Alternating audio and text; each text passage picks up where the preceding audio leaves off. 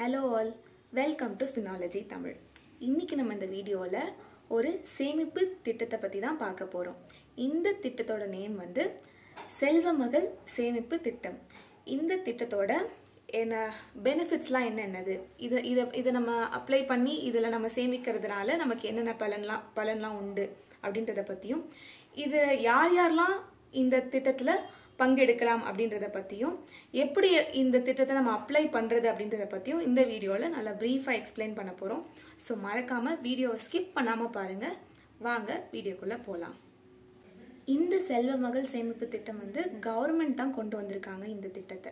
So இது வந்து மெயினாக எதுக்காக அப்படின்னு பார்த்தீங்கன்னா வந்து கேர்ள் சில்ட்ரனோட ஃபினான்ஷியல் செக்யூரிட்டி, அதாவது அவங்களுக்கு வந்து மெயினாக அந்த எஜுகேஷனுக்கு தேவைப்படும், அவங்களோட மேரேஜ்க்கு தேவைப்படும். ஸோ இதெல்லாம் மைண்டில் வச்சுக்கிட்டு இந்த மாதிரி மெயின் பர்பஸ்க்காக இந்த ஸ்கீமை வந்து கொண்டு வந்திருக்காங்க. இது வந்து ஒரு சேவிங் ஸ்கீம் தான். அது மட்டும் இல்லாமல் எதுக்காக இந்த செல்வ மகள் சேமிப்பு திட்டம் ரொம்ப ஸ்பெஷலாக இருக்குது அப்படின்னு நீங்கள் பார்த்தீங்கன்னா வந்து இது வந்து டாக்ஸ் ஃப்ரீ அப்படின்னு சொல்லிக்கலாம். அண்ட் ஆல்சோ இது வந்து மற்ற எஃப்டி ஆர்டிலலாம் வந்து எவ்வளோ % இருக்கும், மிஞ்சி போனால் 6% ஆர் 6.5% அப்படின்னு தான் இருக்கும். ஸோ இதில் வந்து இன்ட்ரெஸ்ட் ரேட் கம்பேரிட்டிவ்லி அதிகம், அதாவது 8.2% இதில் இன்ட்ரெஸ்ட் கொடுக்குறாங்க. மற்றதெல்லாம் கம்பேர் பண்ணச்சில் இதில் அதிகமாக தான் இருக்குது. அது மட்டும் இல்லாமல் வந்து நம்ம மற்ற ஃபண்ட்ஸ் எல்லாம் போட்டோன்னா ரிஸ்க் அப்படின்றது ஜாஸ்தியாக இருக்கும். இதில் வந்து நோ ரிஸ்கே கிடையாது. அண்ட் ஆல்சோ கேரண்டீட் ரிட்டர்ன், கண்டிப்பாக நம்ம சேவ் பண்ணோன்னா நமக்கு கண்டிப்பாக கிடைக்கும் அப்படின்றது.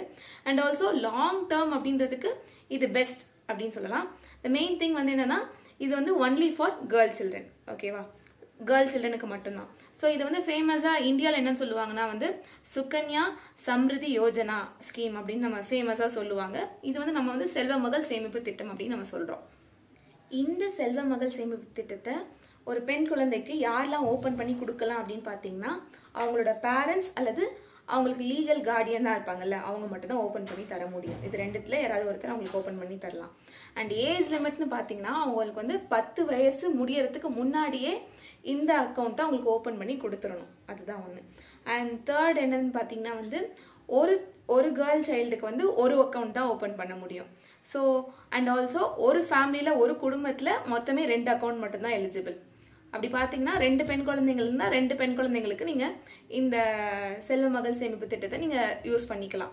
3ஆவது இருந்ததுன்னா அது not possible. And also suppose twins ரெட்டை குழந்தைங்க இருந்ததுன்னா அவங்களுக்கு மட்டும் இந்த கேஸ் வந்து எக்ஸெப்ஷனல், அப்போ 3 பேர் அலவுட் அப்படின்னு சொல்கிறாங்க. நீங்கள் இந்த செல்வ மகள் சேமிப்பு திட்டத்தை ஓப்பன் பண்ணுறதுக்கு எங்கெங்கெல்லாம் நீங்கள் பண்ணலாம் அப்படின்னு பார்த்தீங்கன்னா உங்களுக்கு பக்கத்தில் இருக்க ஏதாவது போஸ்ட் ஆஃபீஸ்க்கோ அல்லது ஆத்தரைஸ்டு பேங்க், அதாவது ஒரு சில குறிப்பிட்ட பேங்க்ஸ் மட்டும்தான் வந்து இந்த ஸ்கீம் வந்து ஓப்பன் பண்ணி தர ஹெல்ப் பண்ணுவாங்க, அங்கே மட்டும்தான் எலிஜிபிள்.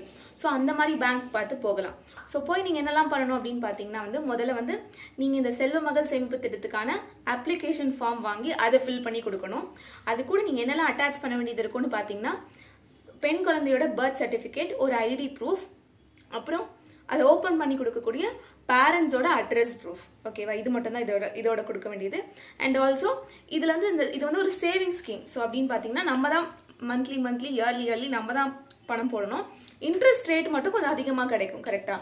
ஸோ அப்படி பார்க்கறதுல மினிமம் வந்து 250 rupees தான் வந்து ஸ்டார்டிங் இது. ஸோ அப்படி பார்க்கறதுல அந்த ஓப்பன் பண்ணச்சில் அந்த 250 rupees நீங்கள் போட்டு டெபாசிட் பண்ணி தான் வந்து இந்த அக்கௌண்ட்டை ஓப்பன் பண்ணணும். இந்த திட்டத்தில் நீங்கள் மினிமம் குறைஞ்சபட்சம் 250 ரூபா ஒரு வருஷத்துக்கு பே பண்ணியிருக்கணும், ஓகேவா. இது கண்டினியூஸாக எல்லா இயருமே பே பண்ணியிருக்கணும். அதாவது தொடர்ந்து 15 இயர்ஸ் வந்து நம்ம டெபாசிட் பண்ணணும், சரியா. ஸோ மினிமம் 250 ரூபா, மேக்ஸிமம் 1.5 லட்சம் வரைக்கும் நீங்கள் டெபாசிட் பண்ணலாம், சரியா. இது வந்து 15 இயர்ஸ் நீங்கள் டெபாசிட் பண்ணிகிட்டே இருக்கலாம். எவ்வளோ அவங்க அமௌண்ட் வந்து உங்களோட விருப்பம். ஆனால் மினிமம் 250 ரூபாலேருந்து மேக்ஸிமம் 1.5 லட்சம் வரைக்கும். இது 15 இயர்ஸ் வரைக்கும் நீங்கள் பே பண்ணணுமா.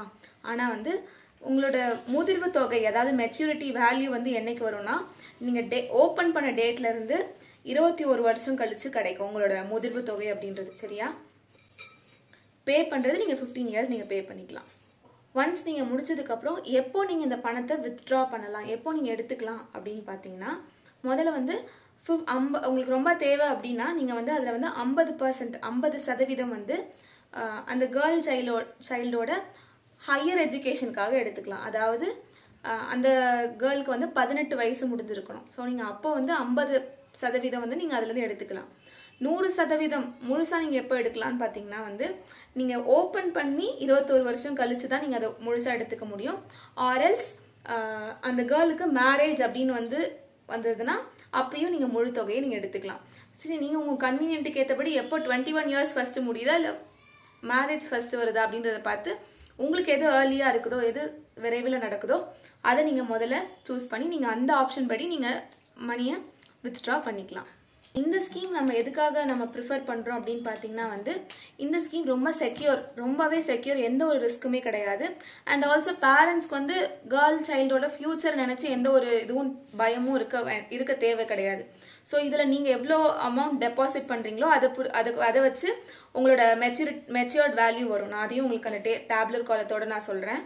ஸோ அது மட்டும் இல்லாமல் உங்களுக்கு ஒரு ஃபிக்ஸடாக ஒரு சிஸ்டமேட்டிக் சேவிங் பிளானும் உங்களுக்கு கிடைக்குது. அண்ட் இந்த மிடில் உங்களுக்கு தேவைன்னா கூட நீங்கள் அவங்களோட ஹையர் எஜுகேஷனுக்காகவும் எடுத்துக்கலாம். அண்ட் டேக்ஸும் கிடையாது. அண்ட் ஆல்சோ இன்ட்ரெஸ்ட் ரேட்டும் அதிகமாக இருக்குது. நமக்கு அது மோர் கன்வீனியண்ட்டாக இருக்குது. இன் சம் கேசஸ் சப்போஸ் உங்களால் கண்டினியூஸாக உங்களால் பே பண்ண முடியல, ரெகுலராக ஒரு இயருக்கும் பே பண்ண மறந்துட்டீங்க, முடியலை அப்படின்னாலும் நீங்கள் அட் ஒரு பாயிண்ட் ஆஃப் டைம் எப்போ உங்களுக்கு ஞாபகம் வருதோ அப்போது ஒரு இயருக்கும் அவங்க குறிப்பிட்ட ஃபைன் கொடுத்துருப்பாங்க, 50 rupees அப்படின்ற மாதிரி ஒரு இயருக்கும். ஸோ நீங்கள் அந்த ஃபைனை பே பண்ணிவிட்டு டெபாசிட் அமௌண்ட்டும் நீங்கள் மொத்தமாகவும் நீங்கள் பே பண்ணிக்கலாம். ப்ரீ மெச்சூர்ட் அமௌண்ட்டை கூட நீங்கள் கிளைம் பண்ணிக்கலாம். அன்அவாய்டபிள் சுச்சுவேஷனில் ஏதாவது எதிர்பாராத விதமாக ஏதாவது நடந்ததுன்னா நீங்கள் அந்த டைமில் முன்கூட்டியே கூட உங்களோட பணத்தை நீங்கள் எடுத்துக்கலாம். அண்ட் மெயின்லி இந்த ஸ்கீம் பொறுத்த வரைக்கும் என்ன மெயினாக அப்படின்னு நீங்கள் பார்த்தீங்கன்னா சேவிங் அப்படின்றத தான் நம்ம என்கரேஜ் பண்ணிட்டு இருக்கோம். சரியா? ஸோ நீங்கள் சேவிங்கை ஏர்லி டைம்லேயே நீங்கள் ஆரம்பிச்சிட்டிங்கன்னா அதோட மெச்சூர்ட் வேல்யூ கண்டிப்பாக அதிகமாக தான் இருக்கும். ஸோ நீங்கள் அதை கண்டிப்பாக அதை உணர்வீங்க. இந்த பிளான் தான் இங்கே ப்ரொஜெக்ட் பண்ணுறேன். ஸோ இது வந்து மாத முதலீடு அப்படின்ற மாதிரி வருஷத்துக்கு மினிமம் 250, மேக்ஸிமம் 1.5 லட்சம் நான் சொல்லியிருந்தேன். கரெக்டாக? ஸோ அப்படி பார்க்கச்சில் மாதம் மினிமம் சப்போஸ் நீங்கள் மந்த்லி 500 நீங்கள் பே பண்ணுறீங்கன்னு வச்சுக்கோங்களேன். உங்களுக்கு வந்து வருஷத்துக்கு நீங்கள் 6000 பே பண்ணியிருப்பீங்க. ஸோ 15 வருஷம் நம்ம பே பண்ணணும்னு நான் சொன்னேன். ஸோ அப்படி பார்த்தீங்கன்னா 90,000 நீங்கள் மொத்தமாக நீங்கள் பே பண்ணியிருப்பீங்க, டெபாசிட் பண்ணியிருப்பீங்க.